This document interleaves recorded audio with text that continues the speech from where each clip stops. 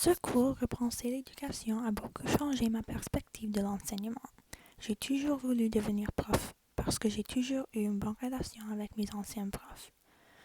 Ma vision de l'importance de la relation enseignante-étudiante a développé beaucoup plus grâce à ce cours.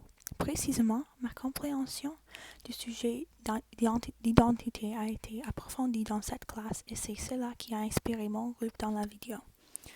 Dans la vidéo, on a joué un peu avec l'identité de Dahe, car on utilise les blindfolds pour symboliser les qualités internes et celles qui sont cachées du monde. Étant prof, c'est toujours important de se rappeler que les élèves ont des éléments de leur identité qui sont cruciaux à leur vie, mais qu'ils ne partagent pas avec le monde qui leur entoure. Moi, j'ai trouvé quelquefois que mes anciennes enseignantes n'avaient pas essayé de me connaître dans une façon plus approfondie et ils se sont concentrés beaucoup aux aspects de mon identité qui étaient totalement invisibles.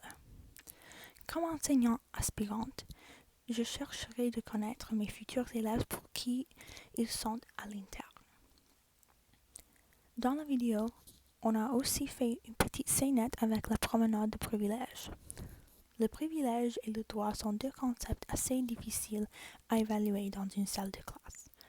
Je crois que c'est une des défis plus difficiles et compliqués des enseignants.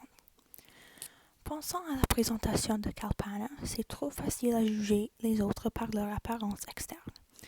On a mis cette idée en preuve quand on a dû choisir une personne entre plusieurs avec laquelle s'asseoir dans l'avion pendant un voyage. C'est facile à utiliser seulement une partie de l'identité de quelqu'un pour créer le portrait complet. Comme enseignant, j'ai appris qu'il faut faire attention aux critères utilisés pour créer le portrait de chaque élève. Michael Saver a introduit presque le même point dans sa présentation parce que les gens qui lui entouraient ont choisi de ne pas accepter une seule partie de leur identité. Ce concept continue à être exploré dans le film Entre les murs. Ce film nous donne plusieurs exemples du privilège et du manque de privilège.